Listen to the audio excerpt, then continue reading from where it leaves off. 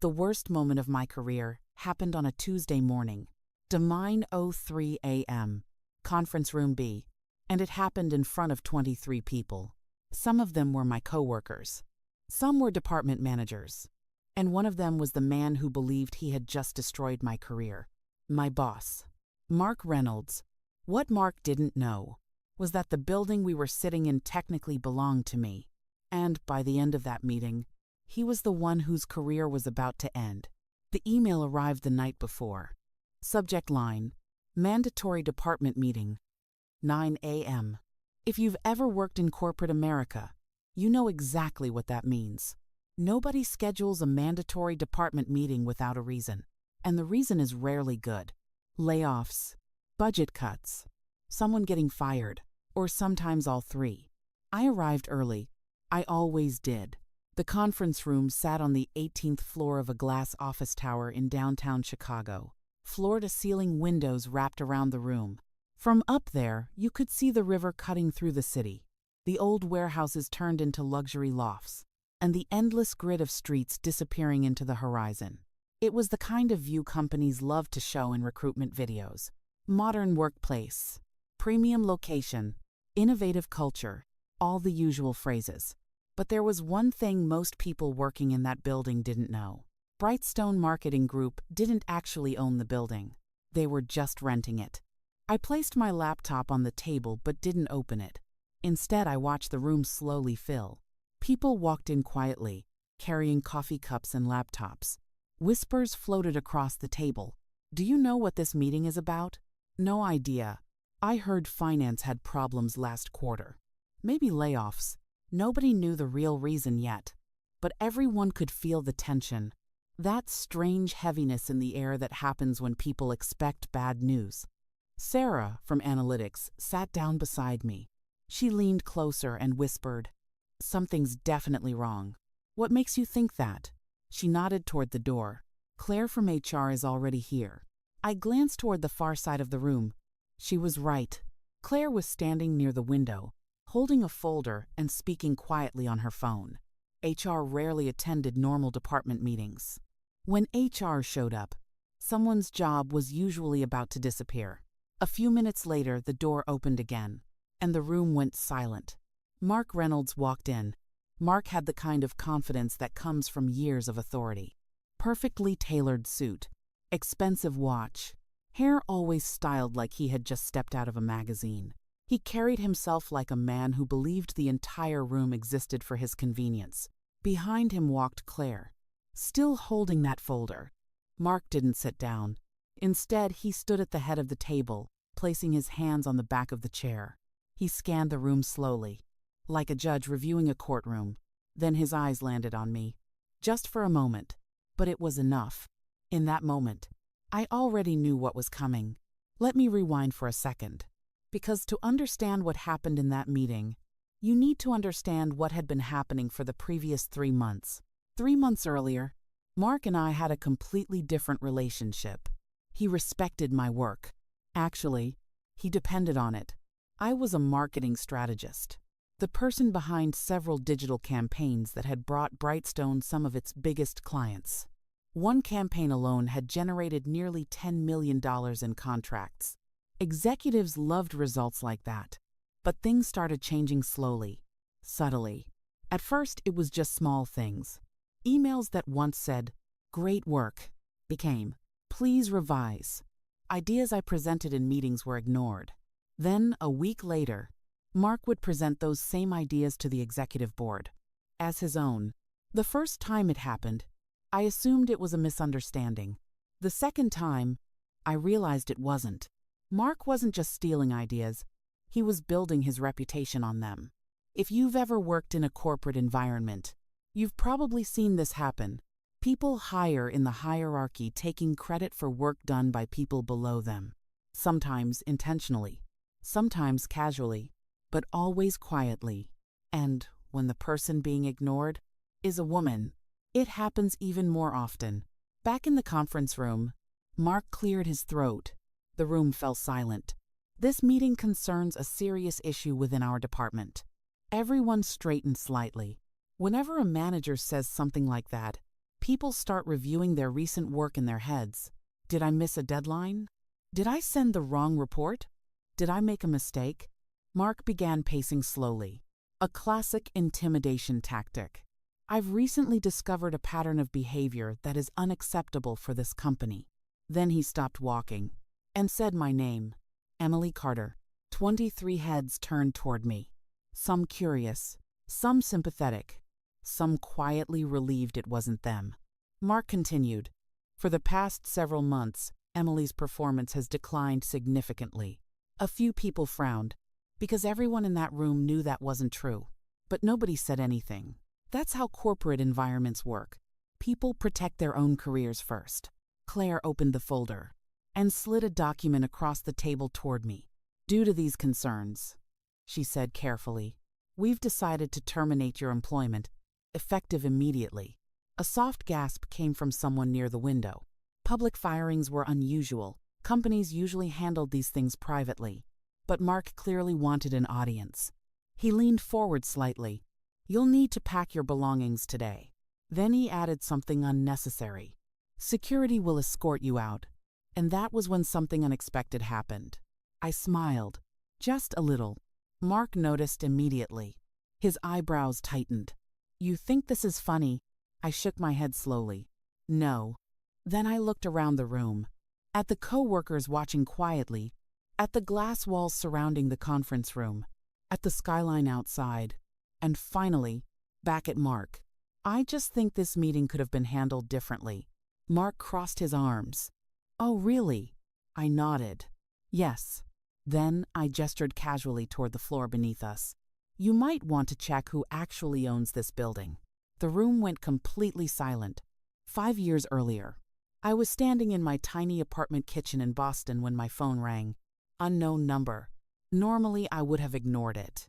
But something about that morning felt strange. So I answered. Emily Carter? Yes. My name is Richard Hale. I'm calling from Hale and Whitman Law Group. There was a brief pause. The kind people make when they're about to deliver bad news. I'm very sorry to inform you that your grandfather passed away this morning. For a moment, I didn't say anything. My grandfather and I had always been close when I was younger. But over the years, life had pulled us in different directions. He lived in New York. I had moved to Boston for work. Visits turned into phone calls. Phone calls turned into occasional messages. And then suddenly, time had slipped away. I understand this is difficult. The lawyer continued gently. But your grandfather left specific instructions that you attend the reading of his will. I leaned against the kitchen counter. Why me? Another pause.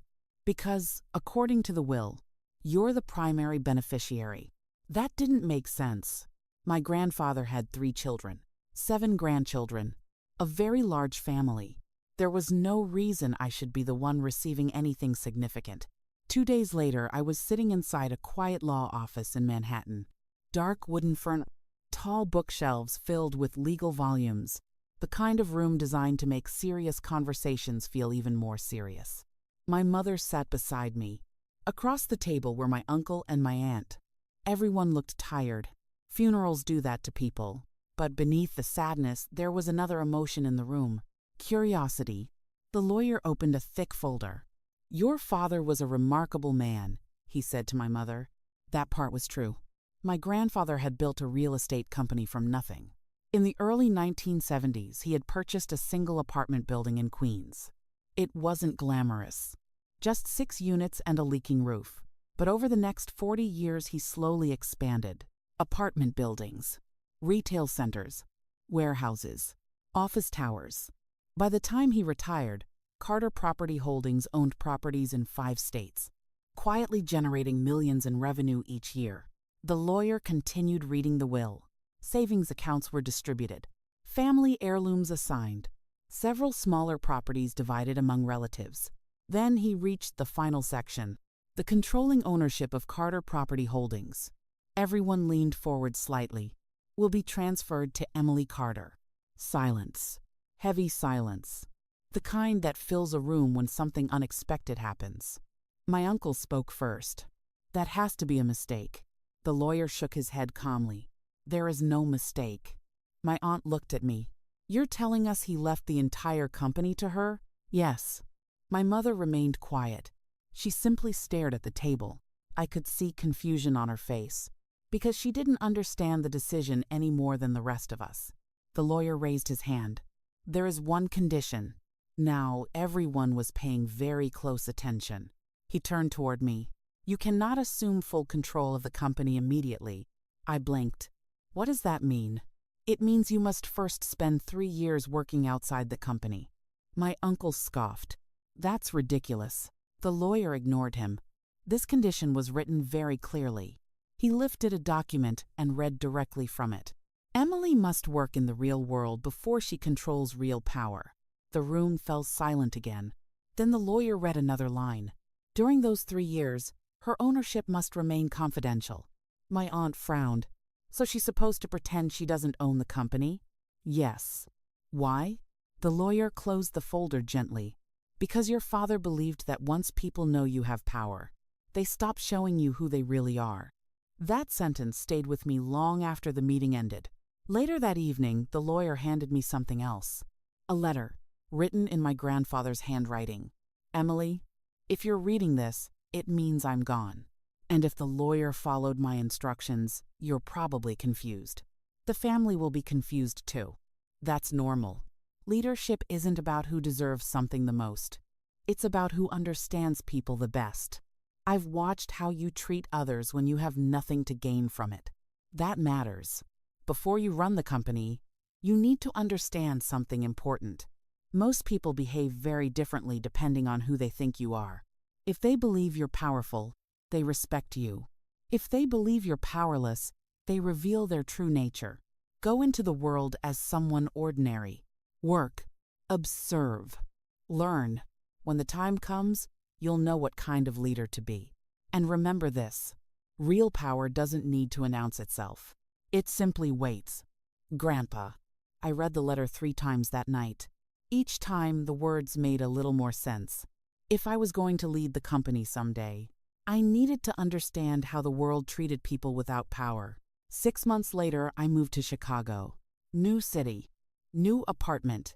New job. Marketing strategist at Brightstone Marketing Group. The company wasn't random. They were one of the largest tenants in a building owned by Carter Property Holdings, an 18-floor glass tower in downtown Chicago. Market value close to $40 million. At the time, it was simply another property in our portfolio. But soon it would become something much more interesting.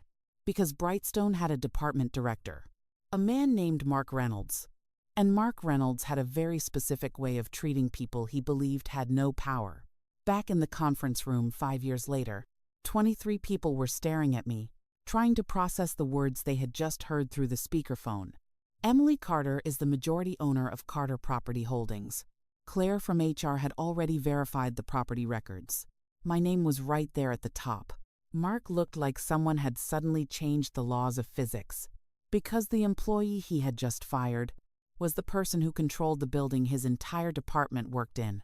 And the lesson my grandfather wanted me to learn was finally unfolding in front of everyone. But the real story wasn't about the building or the inheritance. It was about something much simpler. How people treat you when they believe you have no power. And Mark Reynolds had just demonstrated exactly who he really was. This story contains fictionalized elements for entertainment and educational purposes. When people later heard that I spent 3 years working at a company that rented one of my own buildings, they always asked the same question. Why would someone who secretly owned a multi-million-dollar real estate company choose to work as an ordinary employee? Why deal with office politics, deadlines, middle managers, performance reviews? The answer was simple. Because that was exactly what my grandfather wanted. And because I wanted to see something for myself. The Chicago Tower had always been one of the most profitable properties in our portfolio. 18 floors, glass exterior, prime downtown location. Its largest tenant was Brightstone Marketing Group, a fast-growing marketing technology company with clients across the country. On paper, Brightstone looked like the perfect tenant. Reliable payments, rapid expansion, a strong reputation in the industry. But numbers on paper rarely tell the full story. Companies often look strongest right before their internal problems begin to appear, and rapid growth can reveal a lot about leadership, which was why I applied for a job there. Not randomly, very intentionally. I wanted to understand how companies operated from the inside, how decisions were made, how people treated each other when they believed nobody important was watching. My interview at Brightstone happened on a rainy afternoon. The building lobby was polished marble and glass, the kind of place designed to impress clients. The receptionist gave me a visitor badge. 18th floor. The elevator ride felt strangely symbolic. I was traveling up inside a building that technically belonged to me, but nobody around me knew it. And that was exactly the point. The interview panel included 2 managers, and finally, the department director, Mark Reynolds. Mark walked into the conference room like he owned it, confident, relaxed, carrying the quiet arrogance of someone used to being the most powerful person in every conversation. He skimmed my resume for a few seconds. "You've done strong work. Thank you." He leaned back in his chair. "But you're slightly overqualified for this role." That comment surprised me.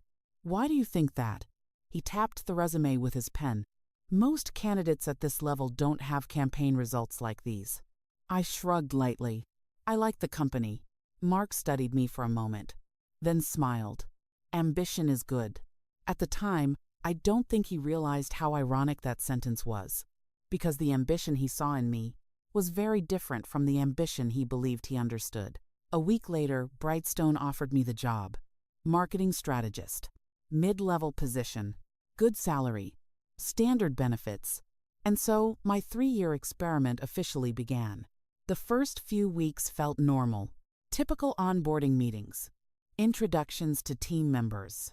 Training sessions. The office culture seemed friendly. Open workspaces. Glass meeting rooms. Brightstone liked to present itself as modern and collaborative. My coworkers were talented, hardworking, driven, but it didn't take long before I noticed something about the leadership structure. Everything revolved around one person, Mark Reynolds. Mark ran the department like a competition. Every project was a race. Every meeting a performance. Every success a chance to climb higher. People weren't just presenting ideas. They were trying to impress Mark, because his approval controlled promotions, bonuses, career opportunities, and Mark rewarded exactly one thing: visibility. If someone impressed him publicly, he praised them. If someone made a mistake, he criticized them just as publicly. The environment pushed people into constant competition, which looked productive from the outside. But inside the department, it created something else. Fear. People became careful about what they said, careful about what ideas they shared, careful about disagreeing with Mark. Because everyone knew one thing: if Mark decided you were a problem, your career at Brightstone would become very short. For the first 6 months, I stayed quiet, not because I didn't have ideas, but because I was observing, watching how the system actually worked. That was when my grandfather's lessons started becoming clear. People reveal their character when they believe you have no power. One afternoon, our team gathered for a brainstorming session. A new client had just signed with Brightstone, a large national retail brand. Their marketing budget alone was worth millions. Winning this campaign could significantly increase Brightstone's reputation. Mark wanted bold ideas, something our competitors haven't thought of, he said. The brainstorming session lasted nearly 2 hours. Whiteboards filled with concepts, target demographics, advertising channels. Most of the ideas were safe, predictable. Social media campaigns, seasonal promotions, regional targeting. Then something caught my attention while reviewing the client's historical data. A pattern most companies ignored. Customers over 50. They represented a massive amount of spending power. But most modern marketing campaigns treated them like an afterthought. I raised the idea carefully. What if we design a campaign specifically for consumers over 50? The room grew quiet. Mark looked interested. Explain. I described the concept. Respectful messaging, sophisticated visuals, data-driven targeting, not stereotypes, not outdated assumptions, but campaigns built around real behavior patterns. As I spoke, people in the room started nodding, because the data supported the idea. Mark asked several questions, detailed ones. Then he simply said, "Interesting." The meeting ended shortly afterward, and I assumed we would continue developing the idea as a team. A week later, we had a presentation with the executive board. I walked into the conference room expecting to present the strategy. After all, I had built the proposal. But when the presentation started, Mark walked to the front of the room. The first slide appeared on the screen. The same strategy, the same demographic focus, the same research. My campaign. Mark spoke confidently. "Our team has developed a new strategy targeting an overlooked consumer group." Slide after slide appeared, each one based on the work I had prepared. Each one explained as if it were his original insight. He never mentioned my name. Not once. The executives loved the idea.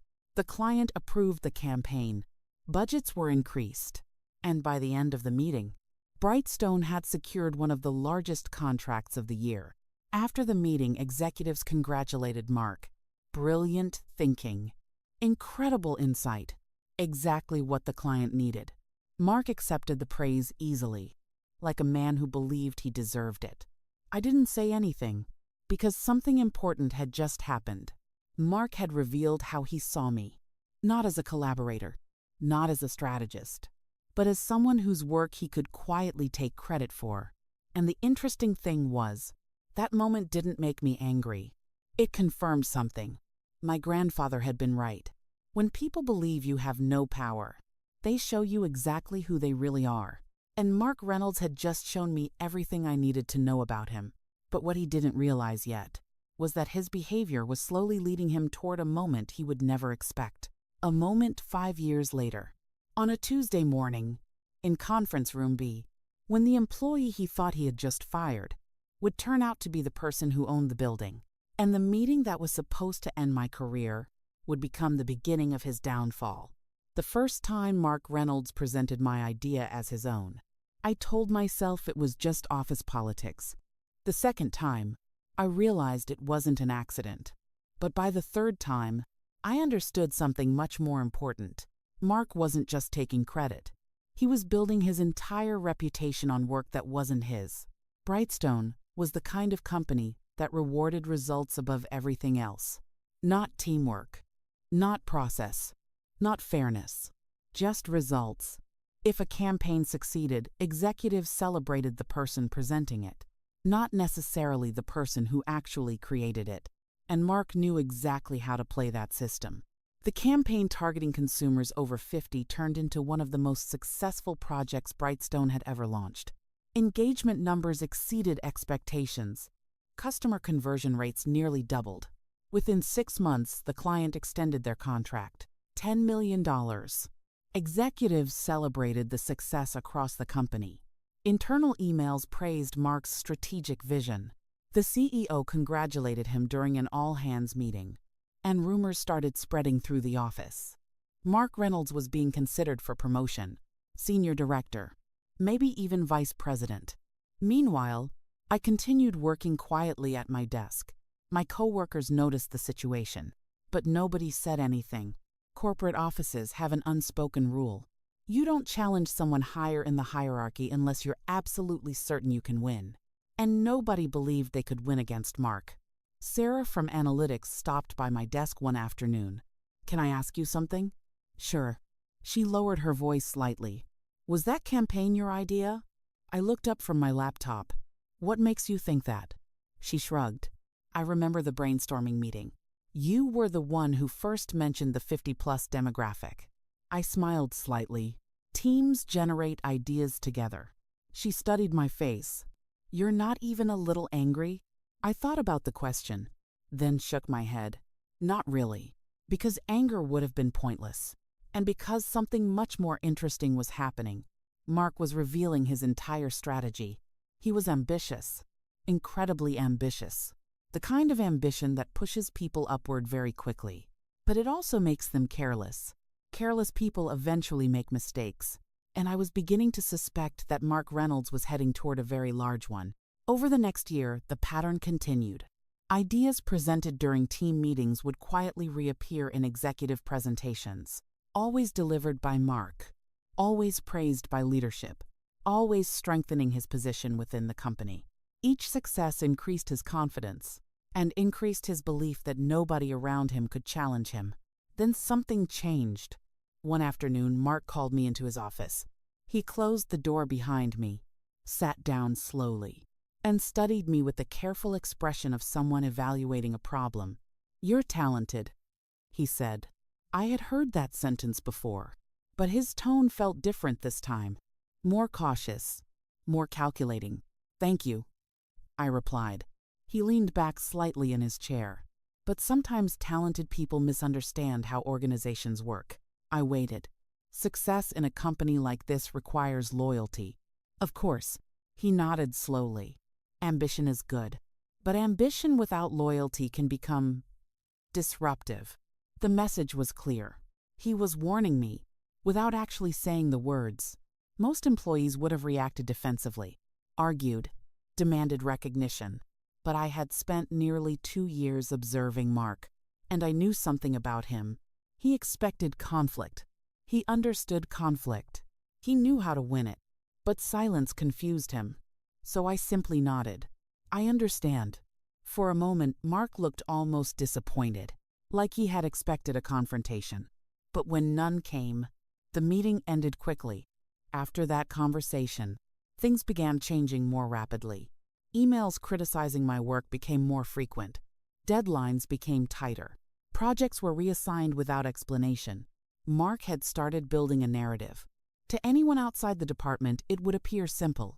Emily Carter had once been a promising strategist, but recently, her performance had declined. That narrative didn't need to be true. It only needed to be repeated often enough. I noticed something else too. Mark had begun copying HR on several internal emails. That was never a good sign. When managers start documenting things, they're usually preparing for something. One evening, I stayed late, finishing a report. The office was quiet. Most of the lights had been turned off. Cleaning crews moved silently through the hallways. I checked my inbox before leaving and noticed an email thread that had briefly appeared, then disappeared. But I had already seen the subject line. Performance review. Emily Carter. The message came from Mark. Emily's performance has declined significantly over the past several months. I recommend that we consider termination. Several senior managers had replied. Most of them agreed, not because they knew anything about my performance, but because Mark had been quietly shaping their perception for months. That's how corporate reputations are built, not through dramatic accusations, but through repeated suggestions, small doubts, gradual assumptions. Reading that email didn't make me angry. It made me curious, because Mark Reynolds was making a very dangerous assumption. He believed he was in control of my future. But there was something he didn't know, something that had been quietly approaching for months. The lease for Brightstone's Chicago headquarters was nearing its renewal date, 10 years, millions of dollars in rent. And the final decision about renewing that lease would pass through Carter Property Holdings, the company my grandfather had left to me. Mark didn't know that. To him, I was just another employee he could remove from the organization. But every step he took toward firing me was quietly moving him closer to a decision that could cost Brightstone far more than my salary. And the most interesting part was, I never tried to stop him, because sometimes the best strategy is letting someone walk directly into their own mistake, which is exactly what Mark Reynolds was about to do. On a Tuesday morning, at 9 o'clock, in Conference Room B, when he stood in front of 23 employees, looked directly at me, and said the words he had been planning for months. "Emily, you're fired." What he didn't realize yet was that he had just fired the person who controlled whether his entire department would still have an office in 60 days. And the meeting that was supposed to end my career was about to become the moment everyone discovered the truth about the building, about the lease, and about who actually held the power. The interesting thing about Mark Reynolds was that he believed he was always the smartest person in the room. That confidence had helped him rise quickly inside Brightstone. But confidence can become dangerous when it turns into certainty. Because people who believe they control everything rarely notice the moment when control quietly slips away. By the time Mark began building his case against me, I already knew exactly what he was doing. Not because someone warned me, and not because he told me directly, but because people like Mark follow patterns. And after 3 years of watching him closely, those patterns had become very easy to recognize.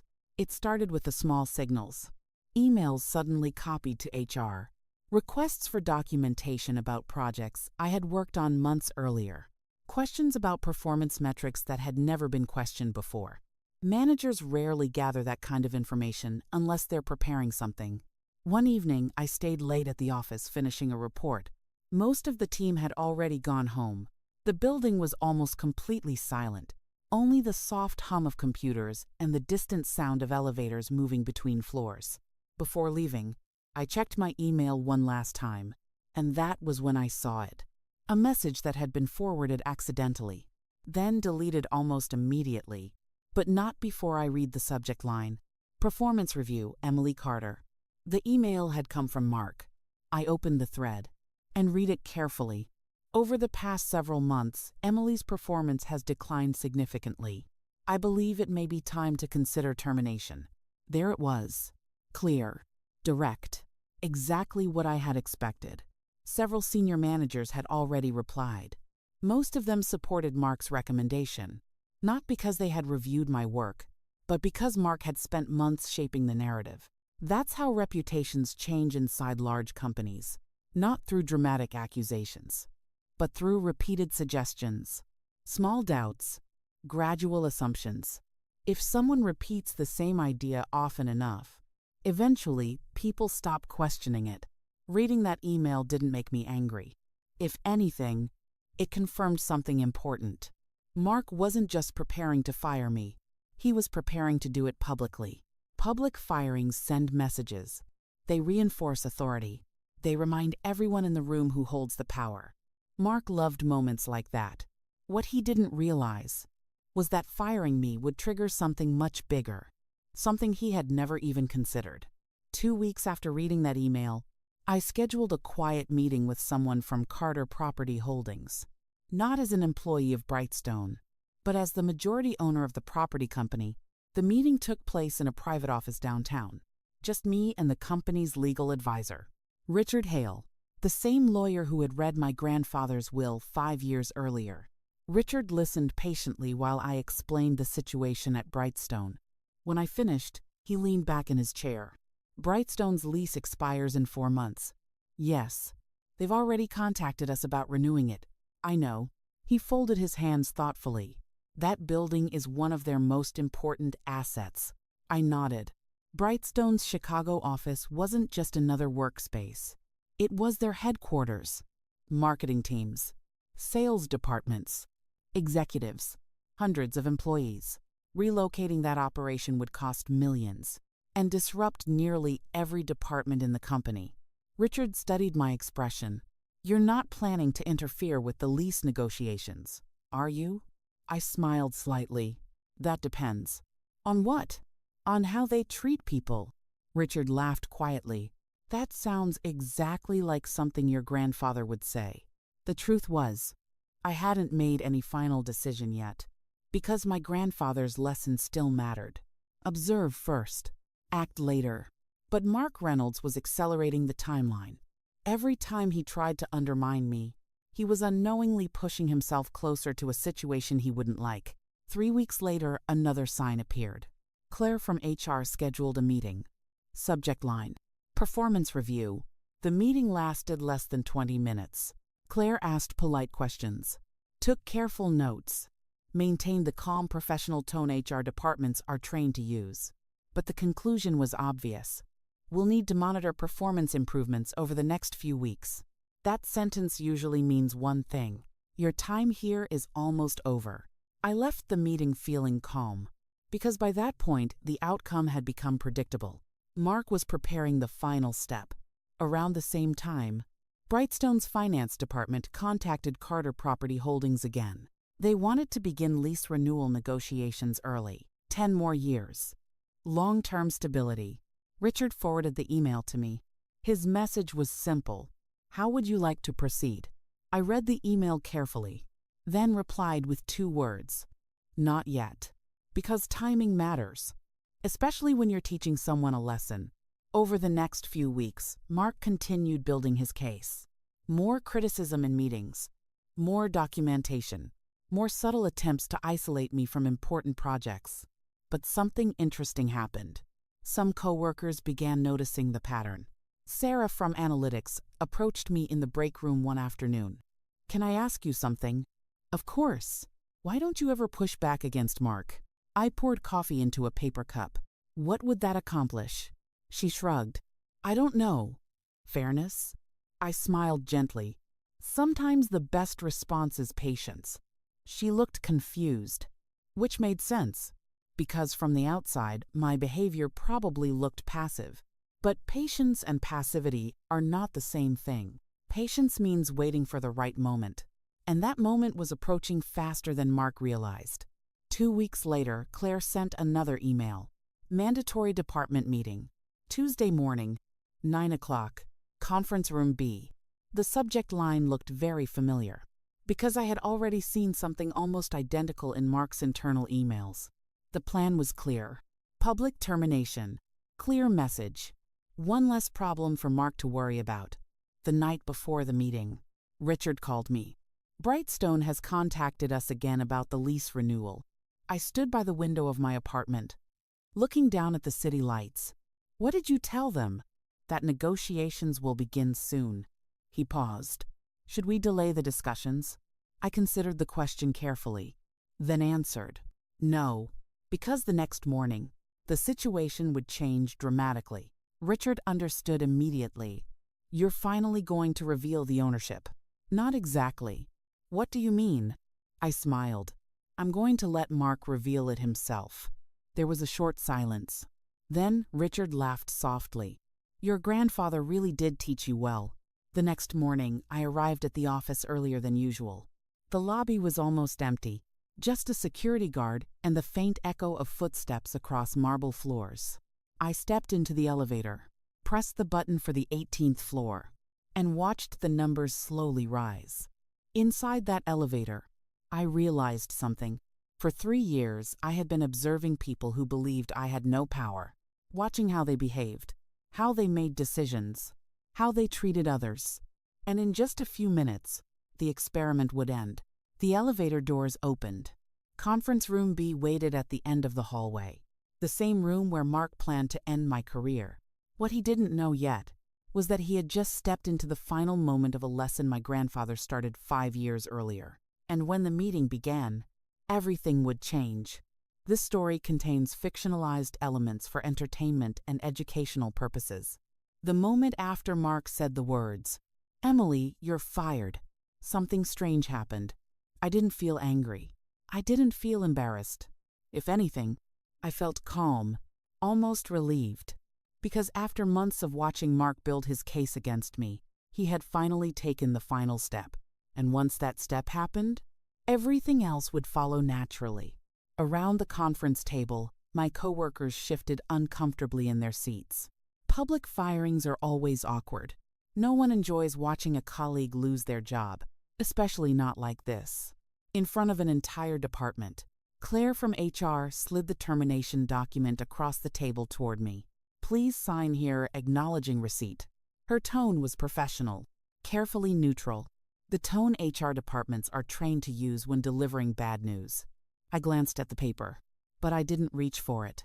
Instead, I looked around the room. 23 people, some avoiding eye contact, some watching curiously, some pretending to check their laptops.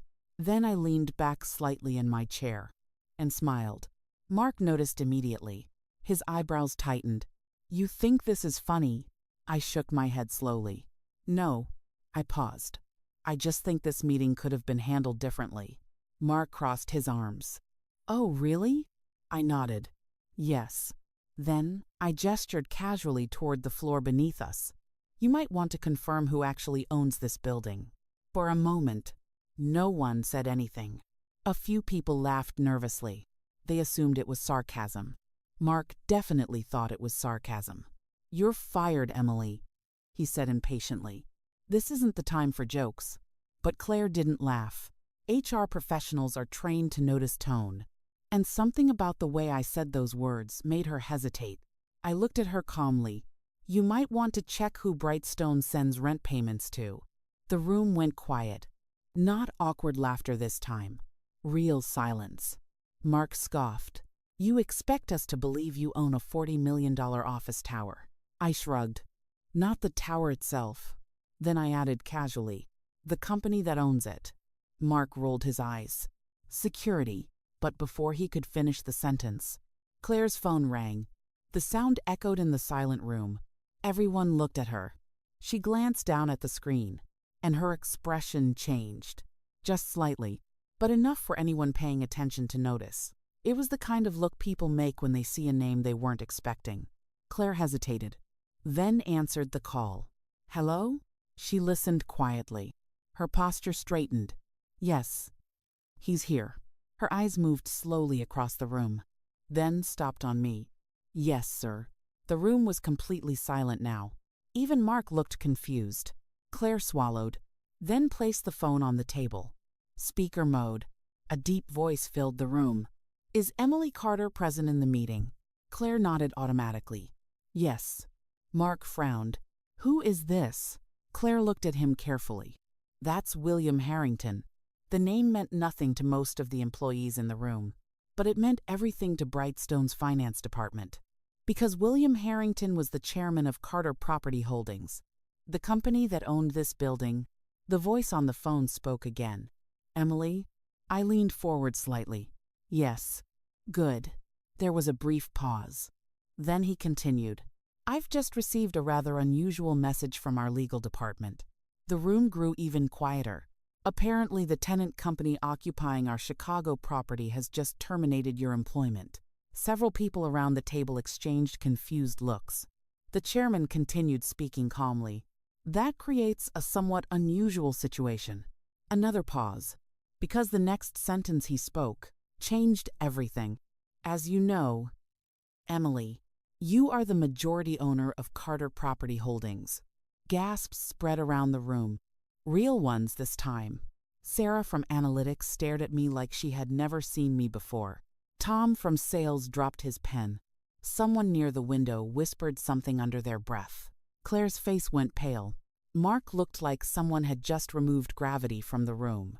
The chairman continued. "And Carter Property Holdings is the company that owns this building."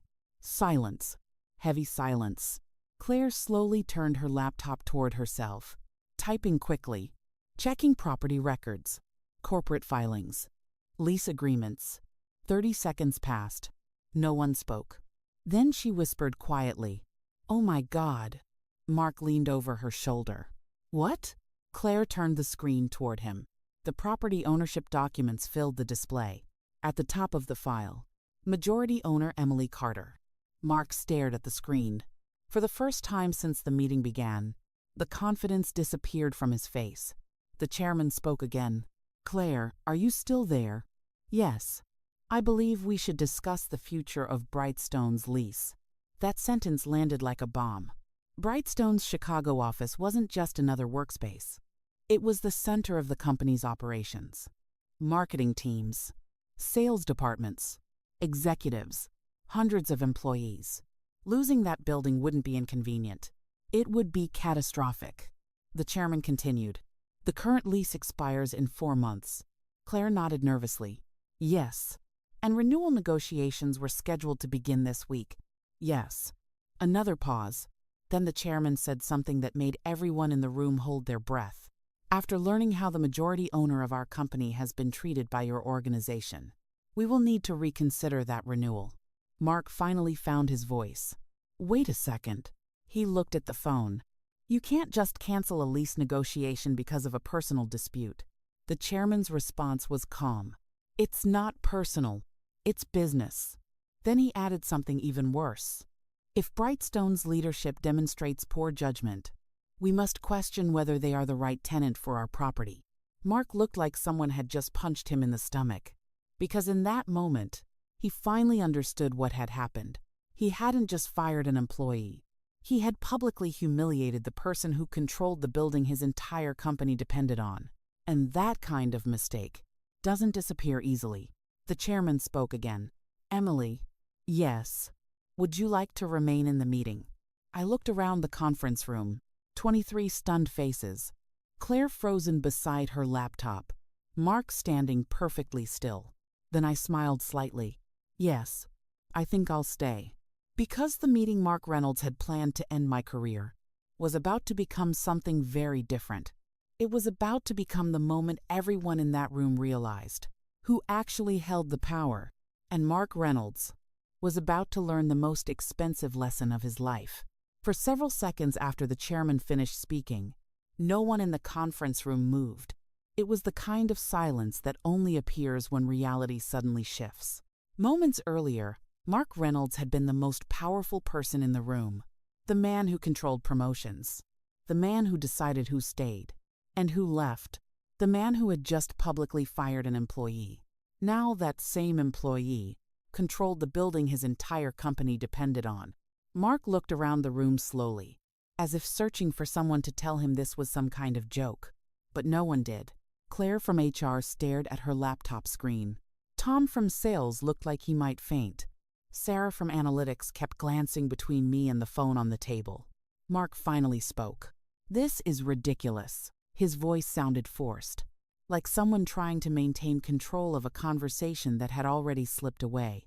You're telling me, he continued, pointing toward the phone, that some property company is threatening our lease because of a personal disagreement. The chairman's voice returned calmly through the speaker. Mr. Reynolds, yes, there is no personal disagreement. Another pause.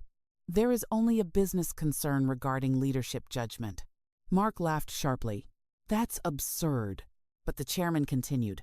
If Brightstone's management publicly humiliates the majority owner of the company that owns their headquarters, we must question whether that management understands basic business relationships. That sentence landed harder than anything else said so far, because everyone in the room understood what it meant. Brightstone wasn't just renting office space. They were renting it from someone sitting at the same table. Claire cleared her throat nervously.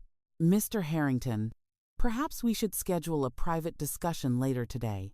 That would be wise, the chairman agreed. But before we do, his tone changed slightly. Who exactly made the decision to terminate Miss Carter's employment? Every head in the room slowly turned toward Mark. Mark straightened his tie. I did. And did you consult senior leadership before making that decision? Mark hesitated, just for half a second. But in rooms like this, half a second is a long time. No. Interesting. The chairman's voice remained polite, but the word carried weight. Then, I believe Brightstone's executive team should be informed immediately. Mark's confidence began to crack. That's not necessary. On the contrary, the chairman replied calmly. I believe it is. Then another voice joined the call. Mark? Mark froze, because he recognized that voice instantly. David Langford, the CEO of Brightstone. The room felt even colder. David, Mark said quickly. This is being blown out of proportion. The CEO ignored him. Emily Carter, are you in that room? I leaned forward. Yes.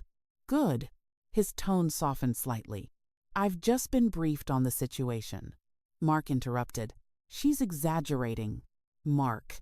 The CEO said his name once, quietly, but the warning in his voice was unmistakable. Mark stopped talking. The CEO continued. Emily, I want to apologize for the situation you've been placed in. Several employees around the table exchanged shocked looks. Brightstone CEO, apologizing to an employee. Then the CEO added something even more surprising. I was not aware that you were connected to Carter Property Holdings. That's understandable, I said calmly. It rarely comes up in normal conversations. A few nervous laughs escaped from the far side of the room, but they died quickly. The CEO spoke again. Mr. Harrington has explained the ownership structure to me. Another pause. And I believe we need to correct a serious mistake. Mark's face went pale. David, you're not seriously. Mark. The CEO's voice was colder now. Did you terminate Miss Carter's employment in a public meeting? Yes. Did you conduct a formal executive review before doing so? No. Did HR recommend this action? Claire swallowed hard. No. The CEO sighed. Not loudly, but the sound carried across the room. Then you've created a major corporate liability. Mark looked stunned. This isn't about liability, he said defensively. This is about performance. The CEO responded immediately. Then explain why the performance review process was bypassed. Mark opened his mouth, closed it, looked at Claire, looked at the table. For the first time since the meeting began, Mark Reynolds had no answer, and everyone in the room knew it. The CEO spoke again. Mark, I'm placing you on administrative leave effective immediately. The words hit the room like thunder. You can't do that, Mark said. I can, the CEO replied calmly. And I just did. Mark stood up suddenly. His chair scraped loudly across the floor. This is insane. He pointed at me. She's manipulating all of you. The CEO didn't even respond to the accusation. Instead, he said something that completely changed the energy in the room. Emily, yes? Would you be willing to stay with Brightstone while we investigate this situation? That question shocked everyone, even me. Mark stared at the phone like he had just heard a foreign language. You're asking her to stay? Yes. The CEO's voice remained calm. Because right now she is the most important relationship this company has. Several employees shifted uncomfortably, but the logic was undeniable. Brightstone's headquarters, their most valuable office location, their central operations, all depended on a lease controlled by Carter Property Holdings. And Carter Property Holdings was controlled by me. Mark looked around the room desperately, but the power had already shifted. The same people who had watched him humiliate me earlier now avoided his eyes, because everyone understood what had just happened. The meeting Mark Reynolds had planned as a demonstration of authority had become the moment his authority collapsed, and there was nothing he could do to stop it. The CEO's voice returned one final time. Mark, HR will contact you regarding the next steps. Then the line went silent. No goodbye. No discussion. Just the quiet click of a call ending. For several seconds, no one spoke. Then Claire stood up slowly. Mark, I'll need your badge.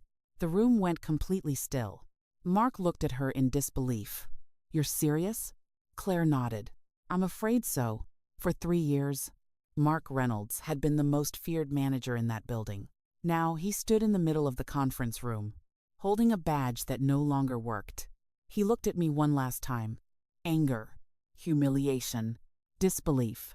But beneath all of that, there was something else. Fear, because he had finally realized something. The person he believed he had just destroyed had actually been the one holding the power all along. Mark dropped the badge on the table. Then he walked out of the room without another word. The door closed behind him. And just like that, the most powerful man in the building was gone. Claire turned toward me slowly. I think we need to discuss what happens next. I smiled slightly. Yes, I said, I think we do. But the truth was, the most satisfying moment of the story hadn't happened yet, because Mark Reynolds still hadn't learned the final lesson. And that lesson was coming very soon. For a long moment after Mark Reynolds walked out of the room, no one spoke. The door had barely finished closing behind him when the entire atmosphere inside the conference room changed. Just minutes earlier, everyone had been watching a public firing. Now they were witnessing something very different. The collapse of a career. Claire slowly sat back down. Her hands were still resting on the table, but the tension in her shoulders had eased slightly. Well, she said quietly, that was unexpected. A few nervous laughs echoed around the room, but most people were still trying to process what had just happened. Sarah from Analytics looked at me carefully. You really own the building? I smiled slightly. Technically, the company that owns the building. Tom from Sales shook his head. I've worked here 8 years, he muttered, and nobody knew that. That was intentional, I replied, because the truth was simple. The ownership had never been a secret. It just wasn't something I talked about. My grandfather used to say something very specific about wealth. Money doesn't make you powerful. Silence about money does. The chairman's voice returned briefly through the speaker. Emily, we'll discuss the lease later today. Of course. Until then, I'll leave Brightstone's leadership to handle the internal situation. The call ended. Claire closed her laptop slowly. Then she looked at me with a completely different expression than she had 20 minutes earlier. More careful, more respectful. Emily.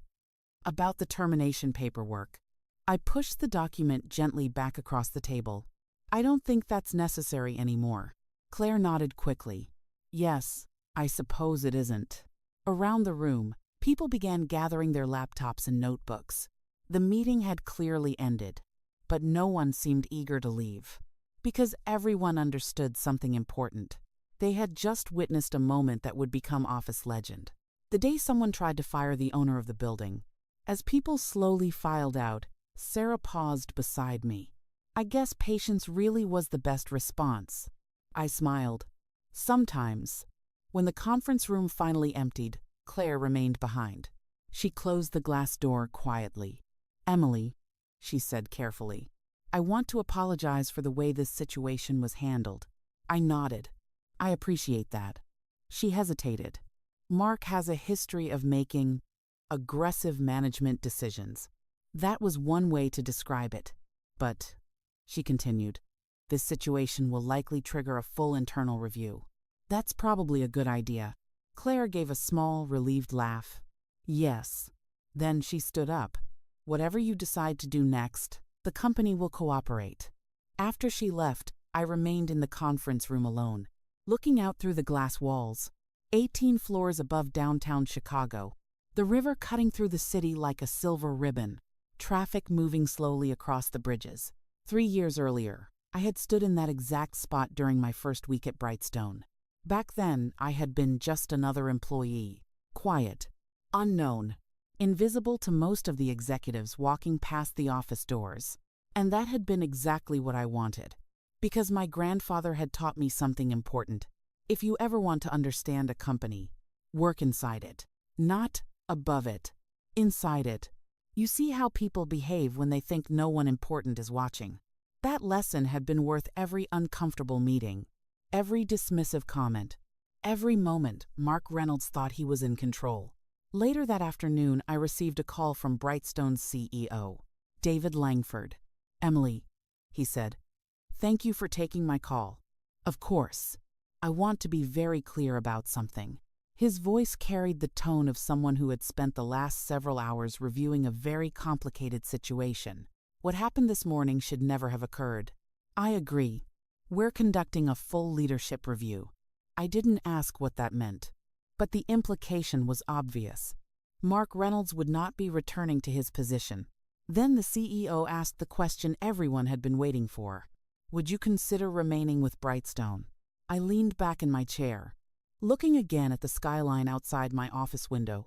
Why would you want me to?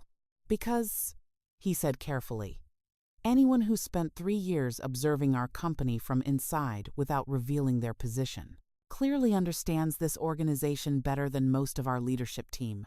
I almost laughed. That was probably true. But it wasn't what I wanted. I appreciate the offer, I said, but I think my time at Brightstone has served its purpose. There was a pause. You're resigning? Yes. The CEO didn't argue, which told me he understood something important. The power dynamic had changed. Then I hope we can still work together, he said. In another capacity, I smiled. I think that's very possible, because Carter Property Holdings still owned the building, and Brightstone still needed an office. 2 days later, we held a meeting, not in Conference Room B, but in the executive boardroom. This time, the atmosphere was completely different.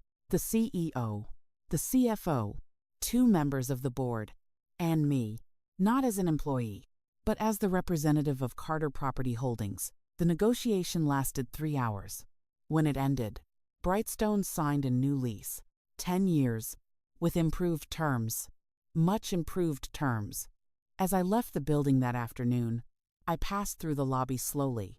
The same marble floors, the same glass entrance, The same security desk. Only this time, the guard greeted me differently. "Good afternoon, Miss Carter." I smiled. "Good afternoon." Outside, the air felt lighter. For 3 years, this building had been my workplace. It was simply one of my company's properties. I was halfway down the block when my phone buzzed. A message from Sarah. "Office rumor of the year. Boss fired the building owner." I laughed. Some stories become legends faster than others. Later that evening, I visited the rooftop terrace of the building across the street, the one Carter Property Holdings used for private meetings. From there, the Brightstone Tower looked different. Less imposing. Just another building in a skyline full of them. My grandfather used to stand in that same spot when he visited the city, watching the sunset reflect off the windows. He once told me something I didn't fully understand at the time. Revenge is loud, but real victory is quiet. Standing there, looking at the city lights slowly flickering on, I finally understood what he meant. Mark Reynolds had wanted a public humiliation, a demonstration of power. Instead, he had created the moment that ended his own career, and I hadn't needed to raise my voice once. Because sometimes the most satisfying ending isn't destroying someone. It's simply letting them realize they were never in control to begin with. This content is entirely fictional. Any similarity to real person or even is coincidental. This video is not news, not a documentary. It is presented for creative storytelling purpose only. AI assisted production